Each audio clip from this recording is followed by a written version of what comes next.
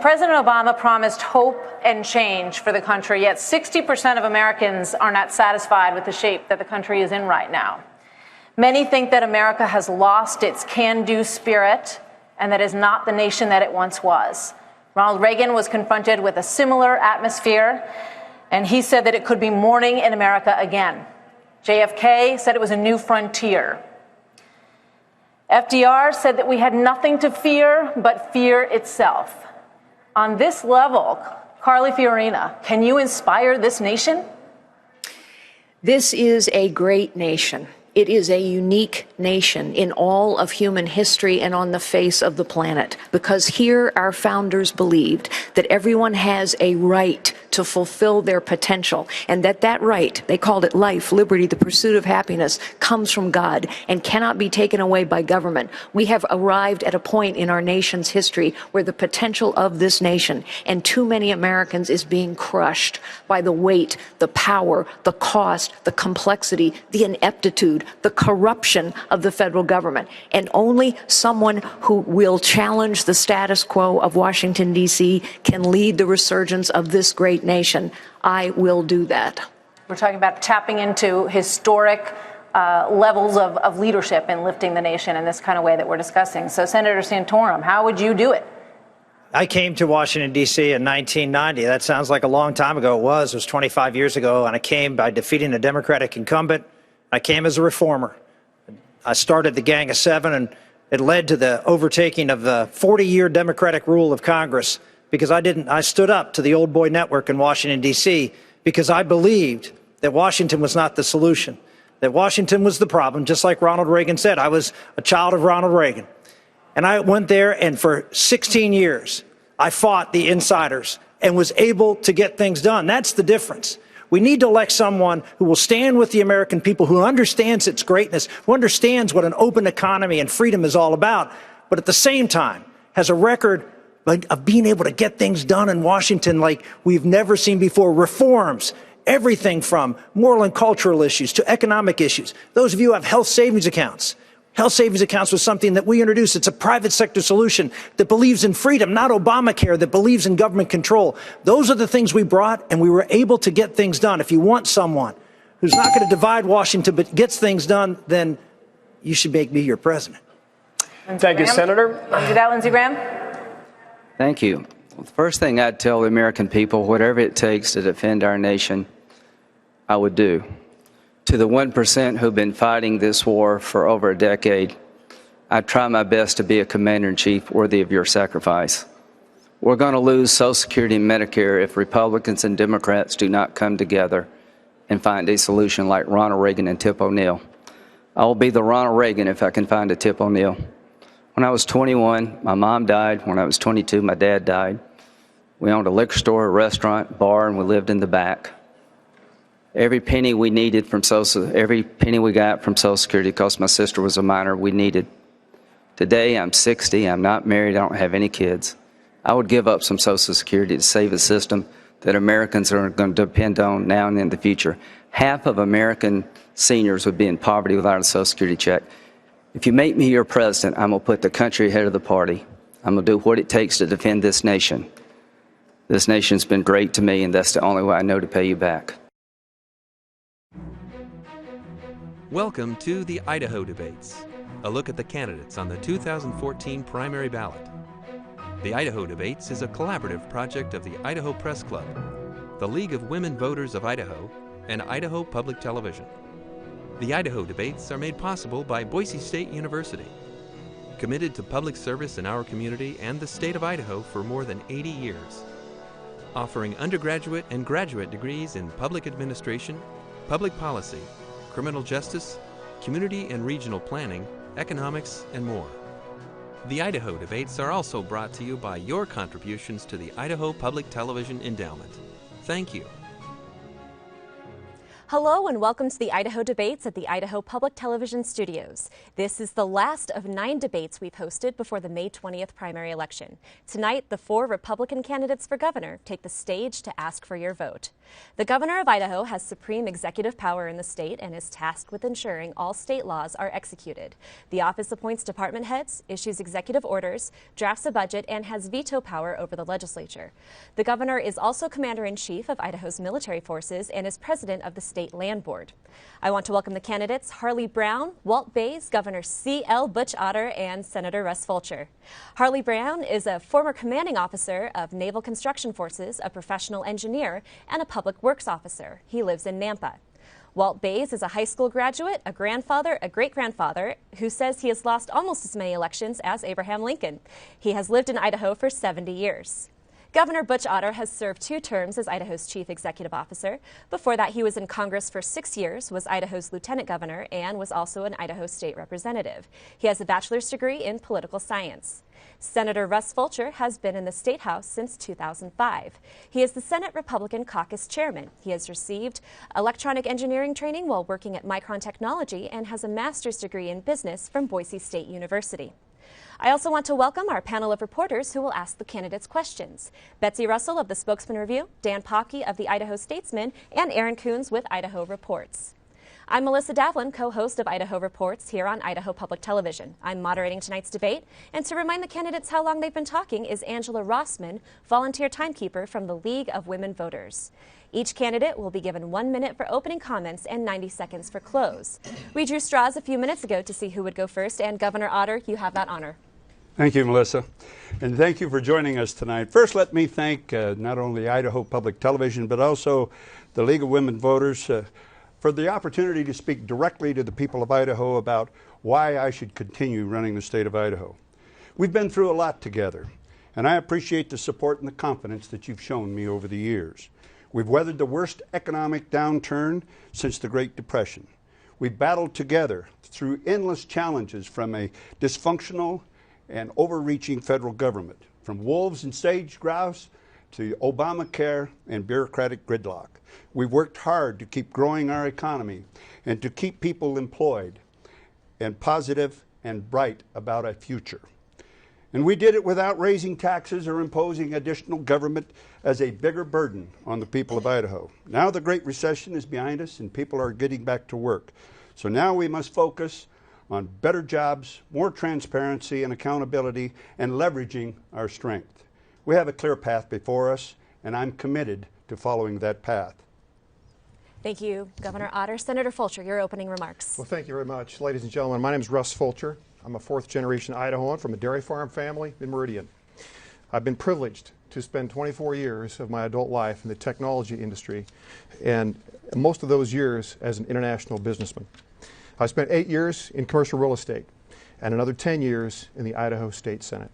Folks, I'm very concerned that there's just too much government control in Idaho. It's stripped away our freedoms and our prosperity.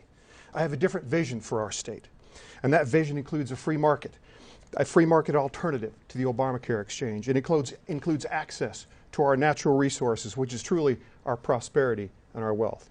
And it includes an education system that empowers our teachers and our parents. Folks, if we follow that vision, we Idahoans will once again prosper and control our destiny. All right. Thank you, Senator Fulcher. Mr. Brown, your remarks. You know, I was filling out my taxes a couple of months ago, and I thought to myself, thank God we don't get all the government that we pay for. They say that the child is the father of the man. And when I was a kid, I used to play Army all the time. Bang, I got you. No, bang, I got you. I could never once remember one incident in my childhood when I played politician. And when I grew up a young man, I was the youngest company commander in the United States Navy Seabees. You know, the Mud Marines, the Naval Construction Forces. You turned Iwo Jima into something besides a photo op for the Corps. Anyhow, I got out of the service, and several years later, I was at the low point of my life. I mean, things were bad.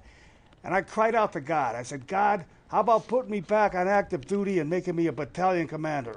Long story short, he says, no, son, I got a higher rank for you. I'm going to make you the commander-in-chief. And I stagger not at his promise. I'll get into that more with you. Don't think I'm crazy, because I'm not. All right, thanks, Mr. Brown. Mr. Bays, your opening remarks. I stand on principles.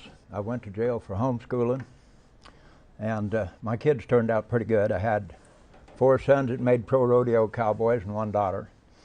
I've got 77 descendants. My wife and I had 16 kids, 8 boys and 8 girls, and I've got a lot at stake here.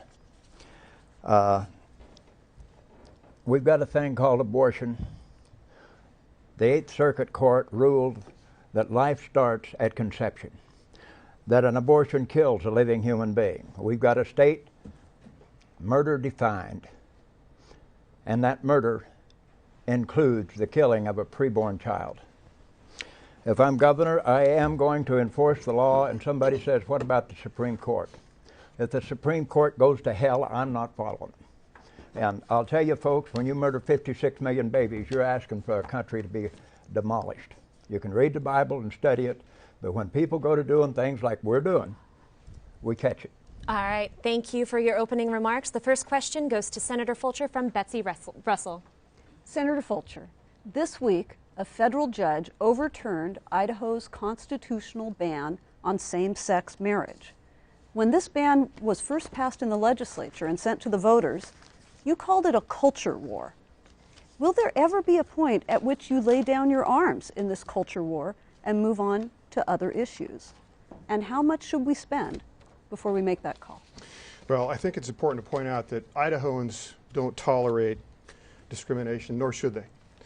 And I think our current laws do a pretty good job in that arena. Frankly, I was surprised to see that that judge ruled the way that they did, especially in light of a U.S. Supreme Court ruling that was a U.S. versus Windsor that clearly gave the states the right to define marriage within that state. I believe that I took the right position in 2006 in standing for the marriage amendment, and I stand with the people of Idaho to this day on that issue. And so how far should we go to try to uphold this in the face of adverse court decisions? I think we challenge that because the Supreme Court has already ruled that the states have the ability to define what marriage is, and that's what Idaho did in 2006. I stand with the Idahoans. All right, Mr. Brown. Yes, ma'am. Yeah, same question? Yeah, same question. Discrimination. Let me tell you about discrimination. In 1964, the blacks got the Civil Rights Act passed. We bikers, discrimination, the cops, we are cop magnets, like a Playboy bunny wearing a miniskirt gets hit on all the time. They pull us over without probable cause, and they bring out the sniffing dogs, and they search us on our bikes. Even when we're not flying our colors, if you're a leather-clad Harley-Davidson driver, you know, the cops are going to zero in on you like a heat-seeking missile. Okay, discrimination. I used to drive taxis in Boise for 20 years at night. And I picked up my fair share of the gay community, and they have true love for one another. I'm telling you, they love each other more than I love my motorcycle. And, you know, they're just as American as a Medal of Honor winner. And liberty and justice for all, equal protection under the law. I'm glad that judge made that decision, and I'm glad that they want to get married and live like that. And I know I'm not really talking like a Republican, but... Could we hear from Mr. Bays? Sorry, ma'am. I didn't know what my time limit was. Okay. I didn't see any of these lights going on. Mr. Bays, your response. Okay. My response is my main loyalty is to God Almighty, and what He says is what I go by. And this is part of the Bible. For this cause God gave them up unto vile affections. For even their women did change the natural use into that which is against nature. And likewise also the men, leaving the natural use of the woman, burned in their lust one toward another. Men with men, working that which is unseemly, and receiving in themselves that recompense of their error which was meet. And even as they did not like to retain God in their knowledge, God gave them over to a reprobate mind to do those things which are not convenient. being filled with all unrighteousness, fornication, wickedness, covetousness, maliciousness, full of envy, murder, debate, deceit, malignity, whisperers, backbiters, haters of God, despiteful, proud, boasters, inventors of evil things, disobedient to parents, without understanding, covenant breakers, without natural affection, implacable, unmerciful, who, knowing the judgment of God, that they which commit such things are worthy of death, not only do the same, but have pleasure in them that do. All right, thank you, Mr. Bays. Governor Otter. Yes, well, first off, Melissa, I believe, as Russ has already said, I believe that there isn't any Idahoan that really wants discrimination. But in this case, anything that approaches our values on marriage is going to be looked at very, very closely. I intend to pursue this all the way to the Supreme Court, and I suspect that that's where we're going to end up. In 2006, the people overwhelmingly identified marriage in Idaho in Article 3, Section 28 of the Constitution, and said that marriage is between one man and one woman. And so I raised my hand and pledged to defend the Constitution of the state of Idaho, and that's fully what I intend to do. Governor Otter, a follow-up. You have vigorously fought this case. Can you please discuss how gay and lesbian couples threaten traditional marriage, in your view? Well, I think when you redefine marriage, you redefine the whole idea of family. And I say again, we're not anti-gay in Idaho. We're not anti-gay lesbian. We are pro-marriage, and we're pro-traditional marriage. And once again, Betsy, anything that approaches to change that definition or that culture or that value is going to be looked upon a little tough in Idaho. I'm curious, that same question for Senator Fulcher. How does a gay marriage affect a marriage between a man and a woman? Well, what happens when you start redefining marriage is you start impacting other laws throughout the state. For example, when that gets redefined, the religious freedom issue comes to play. And so there's a direct conflict there. And so the religious freedom issue is foundational in the United States of America. And as soon as that redefinition of marriage starts coming into play, then there's an automatic conflict with freedom of religion. Okay. The next question is for Governor Otter from Dan Popke. Evening, Governor. Evening, Dan. Two of your principal initiatives, the Students Come First laws and your effort on transportation infrastructure, were very significant failures. Approaching a third term, how can you assure voters that you'll be able to succeed with your agenda in another 4 years? Well, I think we began that last year when we established a task force instead of just presenting a program on furthering education, on reforming education in Idaho. We put together a task force of all the stakeholders, and those stakeholders sat down, and I believe they came forth with 20 great recommendations on how we can reform and improve Idaho so that we have the workforce ready for companies when they want to expand in Idaho or companies that want to move into Idaho. And I think you've heard me say before, I'm the first to admit that I believe we had a good product but a bad process with Props 1, 2, and 3. Perhaps it was the same way with transportation. And so I'm going to pay a lot more attention, even though we've got a good product with the 20 recommendations, I'm going to pay a lot more attention to process. A follow-up for the incumbent, of course. When you took office, you promised accountability at the department level, and accountability, the buck stopped at your desk after that. Yet you've had to deal with the scandals involving the Corrections Corporation of America and the operation of the private prison, and with this ongoing problem with the contract for the high school broadband. Where does the buck stop, and who has been held responsible for those scandals? Well, the buck did stop with my office, and that's why we've got an investigation and an FBI investigation into the whole CCA into the CCA prison problem. We expect to be able to take action once we've proven the facts. There's still a question about how much bookkeeping was and wasn't done proper. And so that's part of the investigation as well, Dan. So I'll take that action when I have all the facts. All right, the next question is for Senator Fulcher. And that comes from me as well. Senator, You tried mightily to stop the health exchange, and then you supported overturning it, repealing it. You first supported Common Core and then tried to overturn it. You didn't get anywhere as a member of leadership this year on those matters. If you can't succeed as a member of leadership in the Senate, what confidence should voters have that you're going to succeed as governor? I think we can. And I think that the people of Idaho are realizing some of the realities of what comes with the Affordable Care Act. And I think the people of Idaho are realizing what comes with the realities of Common Core. We have we have our back against the wall at this point. And we have an opportunity, I believe, to create a parallel path, a free market component to the Obamacare exchange, an alternative to that truly puts the money in the hands of the people.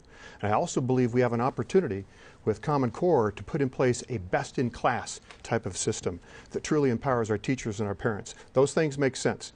And so now that everyone realizes exactly what we were sold, it's time to take them back. Well, I guess I'm interested in how you're going to convince the other people you have to convince as a member of a government with 3 branches. You're part of a slate. You lead this slate of anti-establishment candidates up and down the ticket. And you're attempting to overturn the power structure in the Idaho Republican Party, and that's run this government for most of the last 60 years.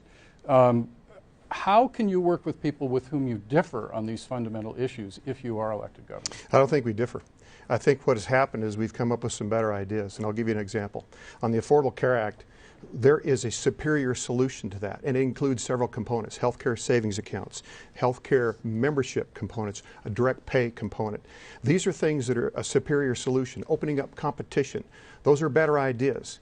And the very people who pass this now see that there is a better solution. We can drive that. I guess you count votes differently than I do. I mean, there was a long debate about these issues. You lost. I'm asking, how are you going to change people's minds? Dan, again, those things weren't on the table at that point. We were trying to stop the Affordable Care Act because it's the most massive expansion of government in our lifetimes. And now that we have the realities of dealing with it, there are better solutions that have come forth. We can make this happen. We can do it. I'd Mr. like Bays. to respond to that, if I might. Is Sure, that going to be Governor allowed? Otter, go ahead. I'd like to respond to that. First off, I'm very proud of the fact that 88% of the Senate leadership has endorsed my candidacy. I'm proud of the fact that those same people were the ones that saw the wisdom in keeping Obamacare out of Idaho by voting to have our own insurance exchange in Idaho. Those other states, Russ is dealing with fantasy here, because those other states that didn't establish their own exchange have Obamacare on steroids in their state, and they're having big problems with it. We have the chance with our own insurance exchange, and I predict in 4 to 5 years there will be a private sector insurance exchange will compete and take over from our state exchange, because our folks have been able to work on it themselves. These other folks that didn't get the advice that I think that they should have to establish their own exchange, they now have ACORN and Planned Parenthood and other subsets of ACORN actually doing the navigating. We have your local insurance agent. We have the guy that's been selling you insurance actually doing that navigating. Melissa, there's an opportunity to respond back here, though. Senator Fulcher. Understand, Idaho was the only Republican-led state in the nation who chose to partner with President Obama. There is a reason for that. And the reason for that is because it is a massive expansion of government, and it takes away the control of the people and puts it in the hands of the government, and that's wrong. And we have to move on now. The next question is for Harley Brown. Mr. Brown, you've posted bigoted jokes on your website, skewering women and gays and Jews and Asians and Polish people like me. And bikers and Irishmen, too. And Irishmen, too. How is that sort of disrespect for people going to allow you to govern? A substantial portion of my political campaign is campaigning against political correctness. It's a lot of the working class. Oh, by the way, when you did your introduction, I wanted the fact that I was the president of the Bombers Motorcycle Club and that I was a long-haul truck driver, okay? I wanted to get the low-range stuff, not just the high stuff, engineer and all that, but like a Fuller 9-speed transmission. They got the granny low and go all the way up to overdrive. And I have experience through the entire spectrum of our society. And I like blue-collar values. And those Harleyisms that I called had a lot of warning on there. You know, you might find this offensive, but I hit everybody. Jews, Polish people, Irish, Italians, religious jokes and black jokes. And by the way, my wife screened that, and we took the real hardcore zingers out. So in case I get any flack from people like you, note that, you're mild, I can fire that back and attack my attackers. I don't like political correctness. Can I say this? It sucks. It's bondage. And I'm about as politically correct as your proverbial turd in a punch bowl. And I'm proud of it, and I'm going for it, and I'm going for the vote of the real people out there, not these bondage type people who don't have a clue about picking up strangers at night and hauling them God knows where. Try that for a while. All right. All right. Okay. Next question is for I don't see Mr. any Bass. lights, ma'am. The next question's for Mr. Bass. Mr. Bass, you've said you're running because you have a platform. This gives you a platform to talk about your views on abortion. If lightning struck and you were elected governor, could you do the job? Well, back when they told me that we couldn't homeschool, I prayed about it. I stood on my hind legs like a man. I told them what I thought of them, and the television would talk to me for 30 minutes or an hour. And, well, what would you do if they came out to take your kids? Well, I'd shoot them. What else would you do? I can stand up where these guys are falling down. I don't know how to put it, but how many of them have been in jail for what they believe? How many of them come out of jail and said, you haven't changed a thing? What I am going to do is to do the right thing. He says it's not politically correct. I agree with him that much. I don't care about politically correctness. If I am correct, that's the end of it. Abortion is murder. It is by state law. It is any way you look at it. And if I am the governor, it'll be my job, my duty, and my privilege to stop abortions in this state, and it'll stay that way till somebody throws me out. All right, the next question is for Mr. Brown from Aaron Coons. Mr. Brown, not a lot. You haven't been in government that anyone can remember, so I really want to get an idea of how you intend to tackle the economy here in the state of Idaho. How do you create more jobs? As it says in my motorcycle club, hey diddle diddle right up the middle. That's my style. If there's a better way, I'll take it, but I like going right into it. I've managed billions of dollars of military construction projects as a Civil Engineer Corps officer in the United States Navy and as a GS-12 professional engineer in the Army Corps of Engineers. In fact, the biggest military construction project since since Vietnam was Fort Drum. We essentially built an entire city of 26,000 people from scratch, $2.6 billion. And I was in charge of all the demolitions, and I was also on the project management team. I'm a modest guy, but I'm going to say I'm a great leader. They didn't make me the youngest company commander in the Seabees when I was only an ensign, an 01, second lieutenant. That usually goes to a full captain, an 03. But I handled the job. It was a growth job, but I handled it, and I have no, first of all, leadership. Act like it's impossible to fail, and then delegate and follow up. I don't see any lights. I don't know what time I have. It's actually time to move on to Mr. Bass. Yes, ma'am. Same question. I just want to get your ideas on how you intend to increase or build the economy here in the state of Idaho. The first thing I want to do is take Idaho ground back from the federal government. The Constitution, the Idaho Constitution, states plainly that the federal government only owns a few buildings. The land is ours.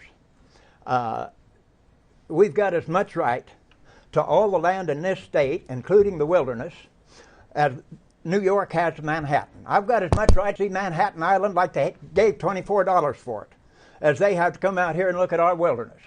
We've got a bunch of Eastern idiots running everything. I stopped at a Forest Service and asked the guy, why don't we put some clear cuts through and cut down on these fires? He says that it'd work, but we can't do it because the people back east don't like clear cuts.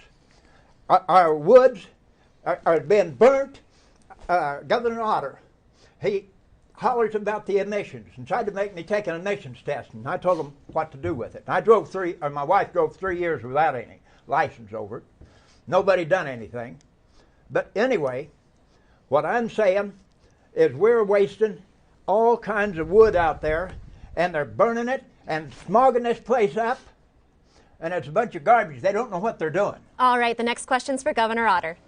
Governor, earlier this month you said you were thrilled that you had reached your Project 60 goal, but at the same time, according to the Department of Labor, Idaho ranks in the bottom third nationally for average wage and per capita income. Can you explain why the ranking at the bottom third meets your expectations and what people should do as they start making their careers, planning for their careers, and be here in Idaho? Well, Aaron, that doesn't meet my expectations. The ranking in the bottom third would never meet my expectations. What I was celebrating was the fact that we had reached Project 60 goal. And the Project 60 goal was to grow our economy from where it was when I became governor to $60 billion of total economic activity. I reasoned that if we could raise $3.2 billion on our economy as it was with the same tax structure, then we would have $650 to $700 million to properly fund all the roles of government, including being able to cut taxes. We have now cut taxes, $150 million, and we are refunding government at a pretty good level. We've got a lot of efficiencies in government, and through the recession, through those tough times, we made some tough decisions. I'm not going to go back to some of the wasteful things that we did in government that we learned we didn't have to do while we were going through the recession. And so as we lowered taxes, we still have the necessary income. This year was $2.85 billion to fund the proper roles of government, and we are doing that. So what would you do differently to stimulate the economy if the voters decide to send you into another term? Well, I think we've already announced Accelerate Idaho. And Accelerate Idaho is the idea that, number one, we're going to take care of the people that already brought us to the dance. Those citizens, those companies that are here, we're going to try to get them to grow here. And one of the ways we get them to grow here is a workforce that can do the jobs that they want done. I believe our 20 recommendations and our goal of reaching 60% of the people in Idaho between the ages of 25 and 34 having a secondary degree or a skill level license, I believe both of those will present that workforce for the state of Idaho. And as those folks see that, they will come forward. Remember, we were at 8.8% unemployment during the depth of the recession. Today we're at 5.2%. All right, the next question is I'd like to comment on that. Please because here's the situation with Project 60. It really didn't come to bear. The reason that those numbers were reached were only because of inflation and the value of the dollar. In the last 8 years, for the most part, we have been stagnant. And so that goal is just largely misinterpreted. Can I respond to that? Briefly, and then it's time to move on. I didn't use inflation when I decided where I was starting. I said what I want to do is grow the total economic activity.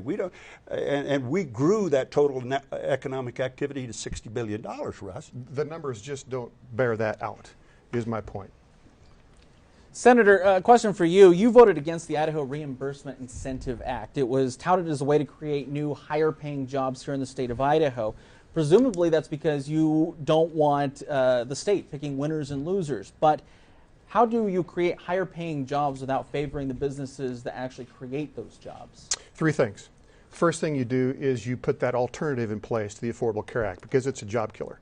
And if you don't believe that, talk to the small business people out there because they're seeing the negative impact of that now. The second thing that we do is we focus on STEM education. And there's ways to do that without raising taxes. Science, technology, engineering, and math. There's an undeniable link between STEM and prosperity in economic growth. The third thing you do is you go drive access access, wise, balanced access to the natural resources in our state, our timber, our mining, our energy.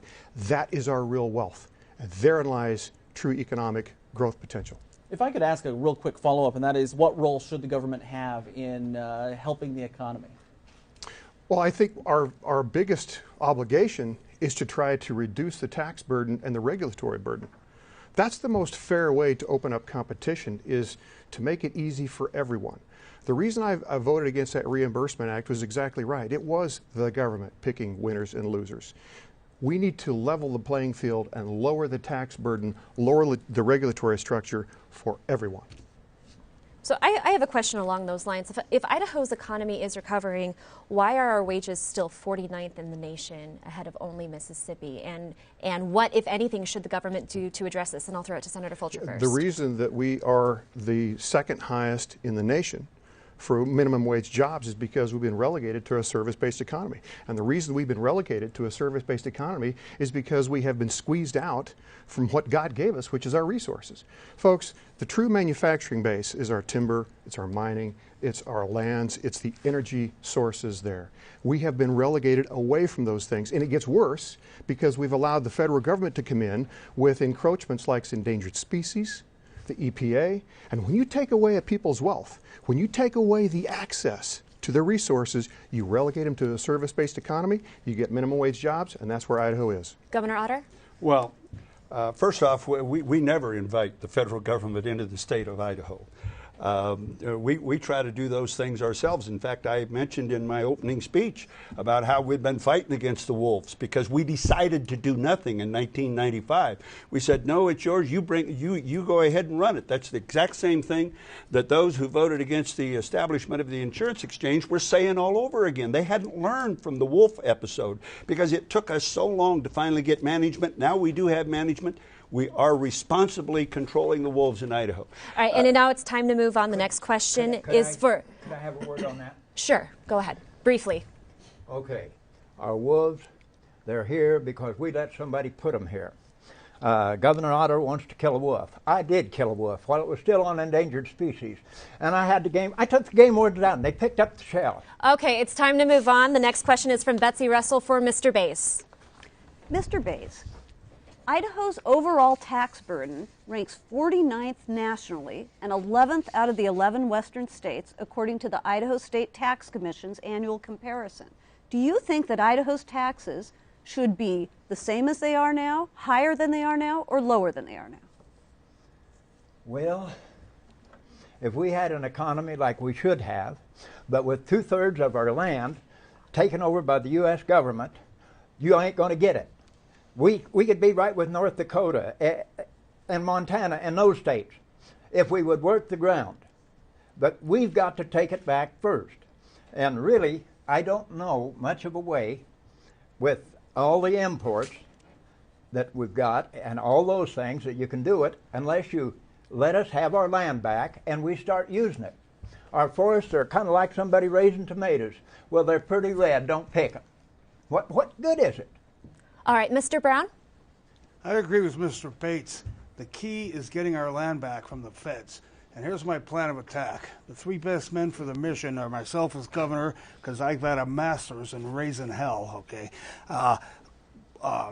J. Noble Daggett from the John Wayne movie True Grit, you know that lawyer? That's Chris Troupis, a constitutional man to the max. And Lieutenant Governor Chenelik, Jim Chenelik. The back of his cards has all the red dots where the feds have attacked the state's lands. Here's my plan of attack, okay? You go in there and you use spiritual warfare. Everybody talks about the natural, but I'm going to talk about the other realm we exist in. You bind those evil spirits that are behind the feds with the blood of Jesus, the name of Jesus, the power of endowment of the Holy Spirit, the power of agreement, the Word of God. Take air superiority and then roll in with your tanks on the ground like Troupis' lawsuits. Blitzkrieg. Mr. Brown? But yes, ma'am. The question was about taxes. Do you think they're about right in Idaho, too high or too low? Well, he brought up the land thing, and I coattailed on him. Taxes are a drag. I don't even like to think about it, okay? Fighting the feds is more exciting for me. And what do I say about the taxes? We balanced our budget on what we had, And so I say they're about the same. You know, if they're a little bit more, it's impressive on the taxpayers. If it's less, we don't balance our budget, and that is bad. Do you hear me, feds? It's bad not to balance your budget. My kids have to inherit that $17 trillion. All right. Yeah, I would like to respond to that. And it's a great idea to get back all our land. And I wish them well, only I just don't think it's going to happen. But I would ask them this question, and everybody that pursues the idea of us automatically getting back all our land in Idaho. I say again, I wish them well. I'd love to have the fact that we have all that land here. But 2 years ago, my fire bill was $220 million. And that wasn't an exceptional year. But 2 years ago, $220 million, I actually paid $14 million of it, Walt.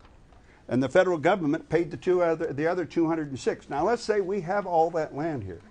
Now I've got a $220 million bill. Where are you going to get the 206? You've got 3 areas you can get the $206 million. Education, corrections, or health and welfare. Where are you going to take it from? Let's go out there and do our logging, do our mining, and you'll have the money to pay it. Well, Senator Fulcher, would you like to respond on this issue? To respond to that. We will never achieve a goal if we don't set it and put a plan forth to go get it. There is a unique opportunity to do this now, and the reason is because it makes sense for everyone. Our current path is not sustainable. 36% of our state budget comes from the feds.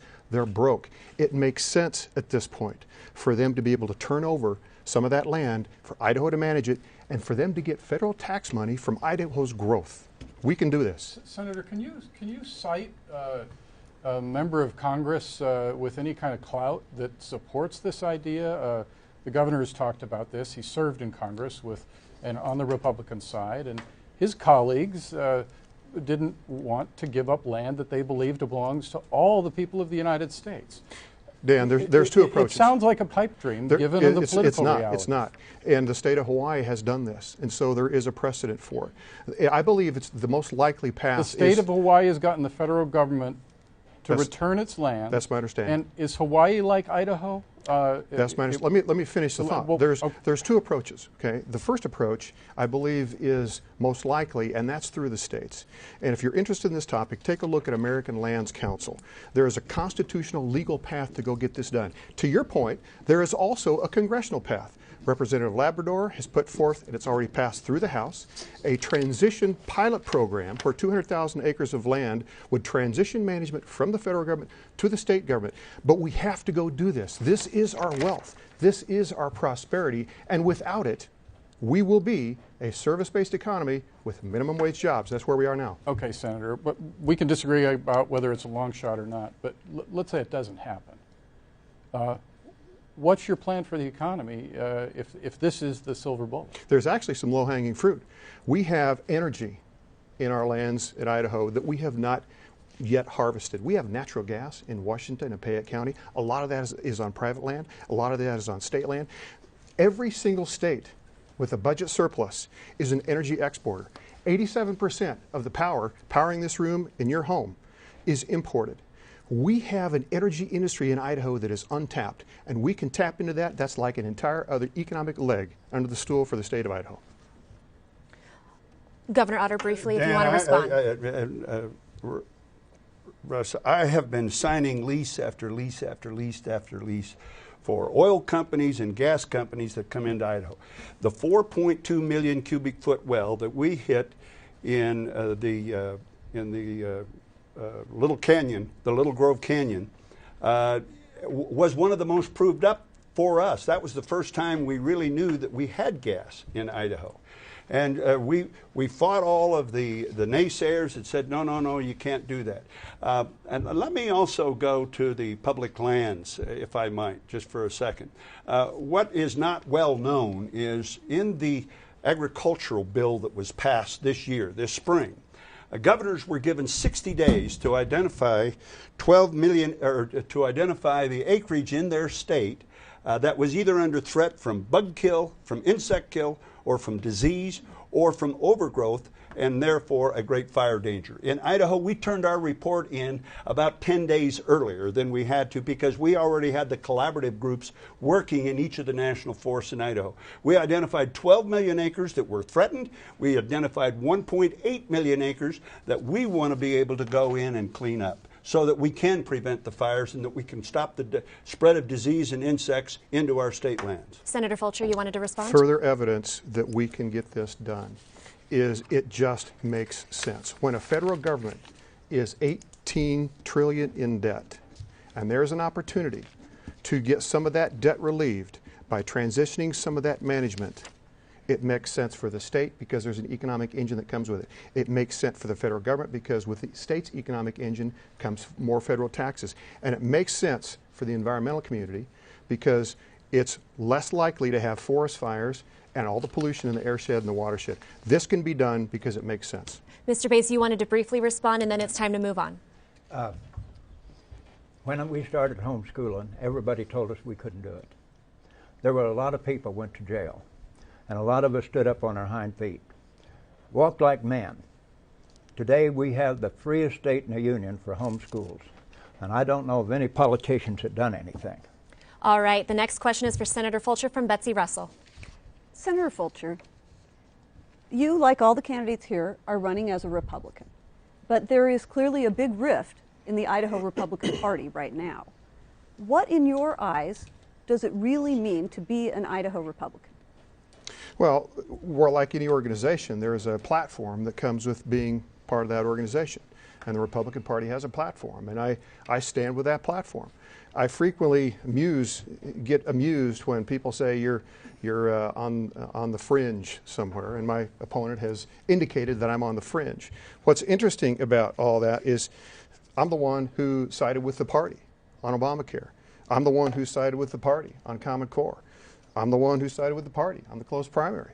I'm the one who sided with the party and filled out my survey.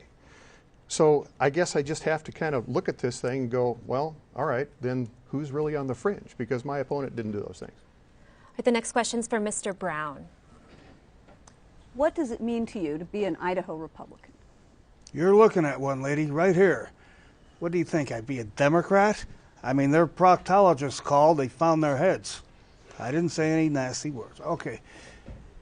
Republican Party is not perfect, okay? But I believe in the general attack plan. Lower taxes, yeah.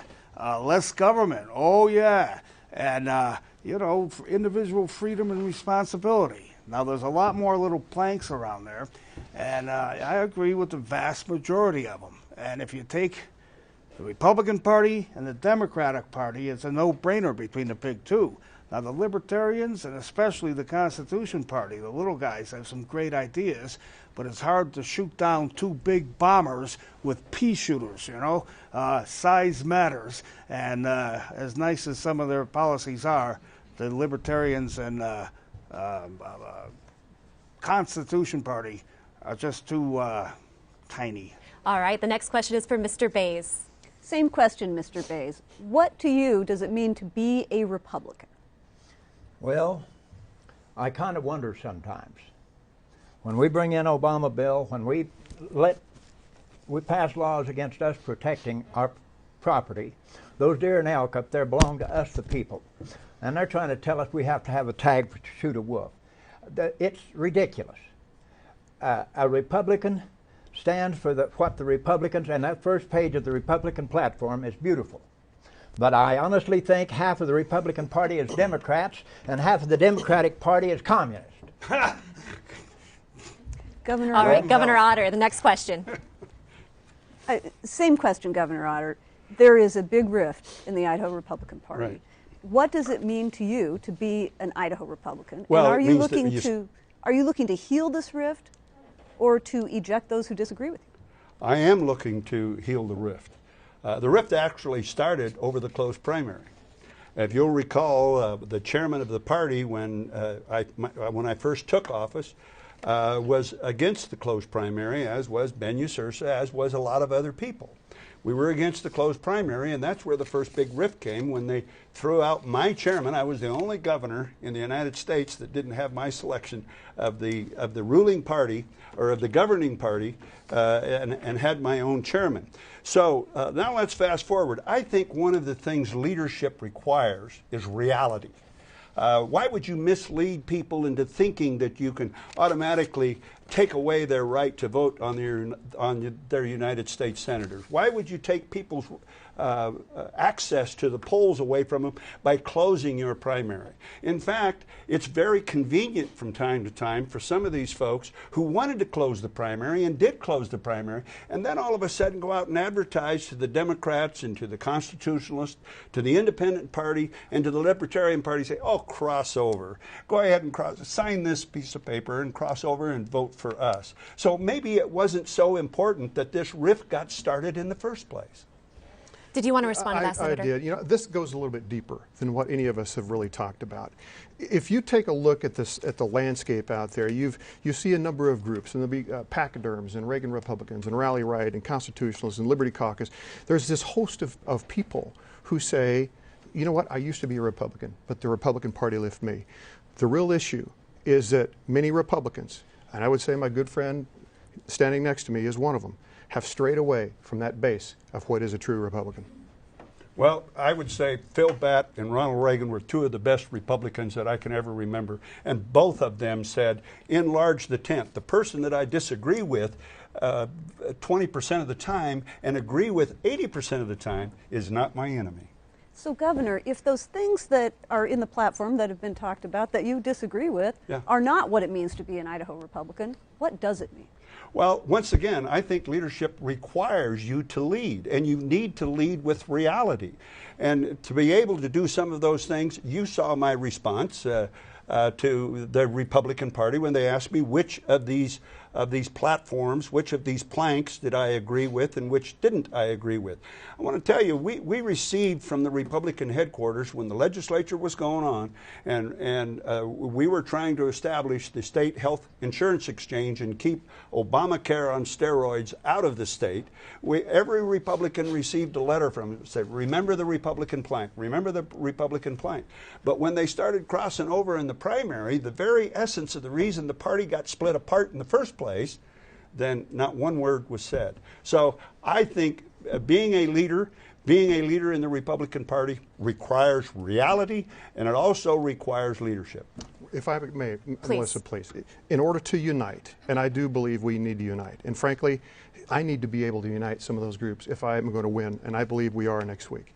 But the reality is this, you unite by rallying around the major issues most important to conservatives within our state, and that's the control of our health care and our education by the people, not by the government. Senator Fulcher, just a quick follow-up. You were an advocate of the closed primary, but you did, as the governor suggested, appeal to recruit Democrats and members of the other two minor parties. Dan, you're the one who said I was appealing to the Democrats. Well, I read your appeal. You're the one who wrote about it. Yes. Who I was appealing to was the people who used to be Republicans, and those are mostly Liberty Caucus members, Constitutionalists, Ron Paul, Reagan, Republican, Rally Right, those groups. I have to pull them in Your in order to material win. said Democrats can register, re-register there by might March be a few 14th. Republicans that transitioned over as Democrats, and if that's so, I welcome you back, because I am not going to stray away from our party. Well, isn't that opportunistic to say I'm for Republicans picking our nominee, No, except when I'm running, it's and about, the Democrats No, can it's help. not. It's about uniting around a platform. I believe in the Republican Party platform, and I am asking people who think likewise to unite with me. Governor Otter, did you want to respond briefly to that?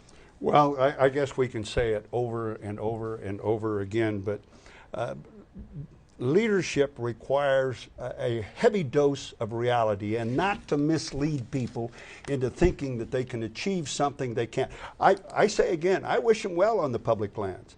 I say again, I think in 3 or 4, 5 years, we're going to have a private sector answer to our health care exchange, because our people are so innovative and unique in coming up with new products right here in the state of Idaho. All right, Governor, I'm going to have to cut you off. It's time to go to closing remarks, and you're up first for close.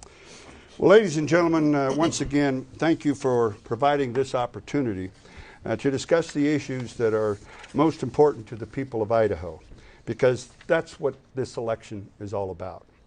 This election is about you, your future, your hopes, your dreams, and ensuring that we have the freedom and the means to achieve them.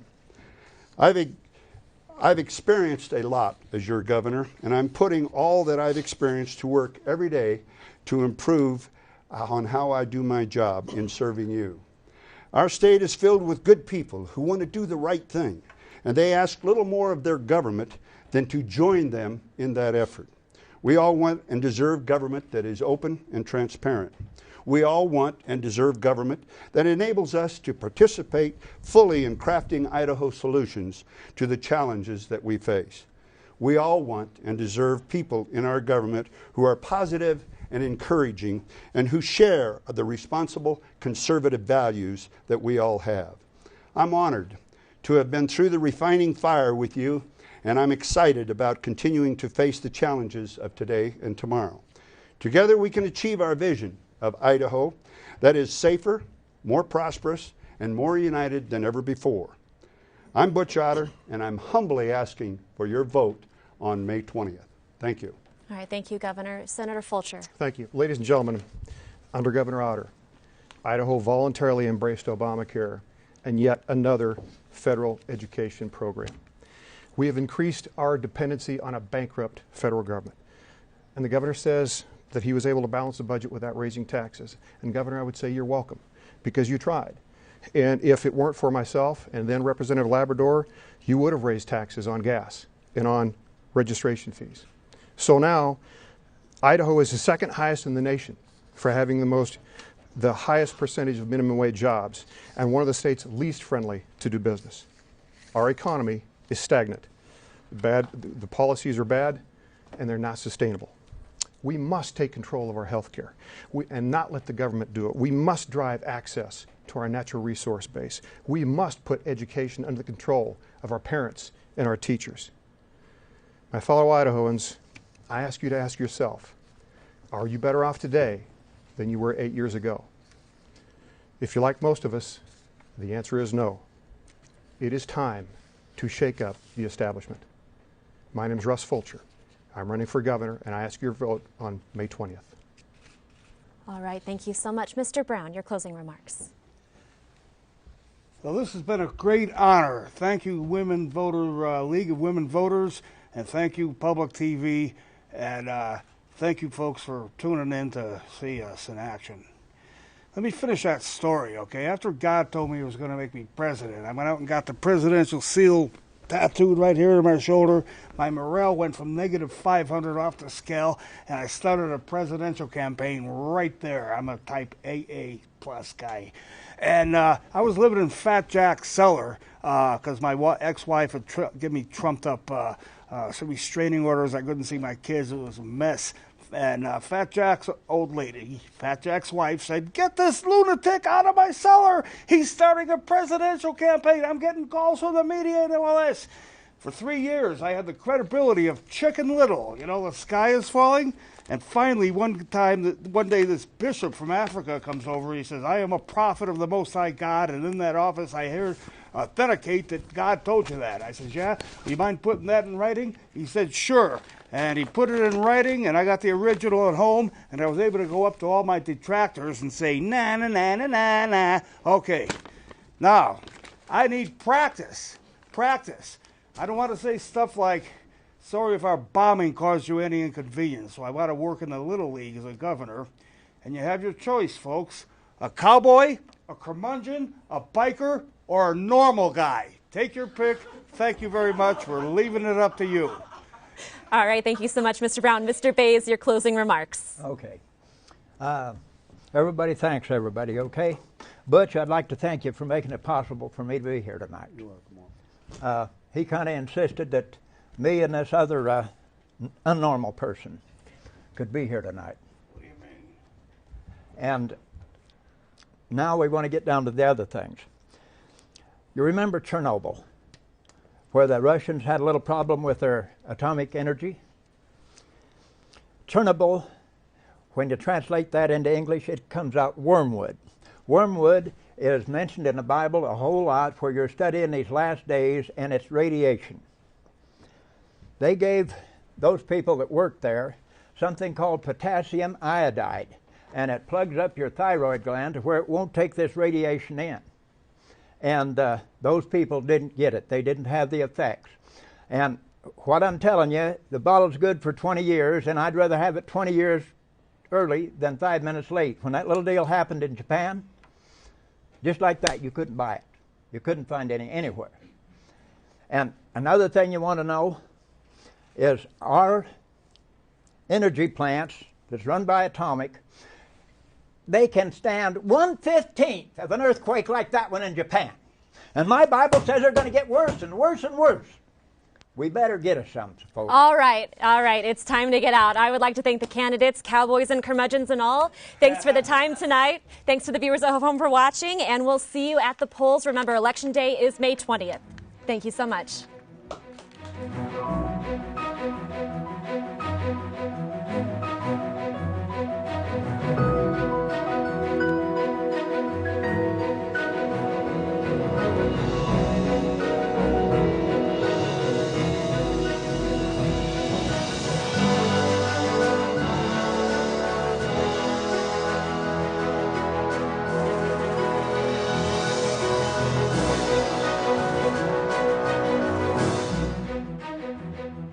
The Idaho debates are made possible by Boise State University, committed to public service in our community and the state of Idaho for more than 80 years, offering undergraduate and graduate degrees in public administration, public policy, criminal justice, community and regional planning, economics, and more. The Idaho debates are also brought to you by your contributions to the Idaho Public Television Endowment. Thank you.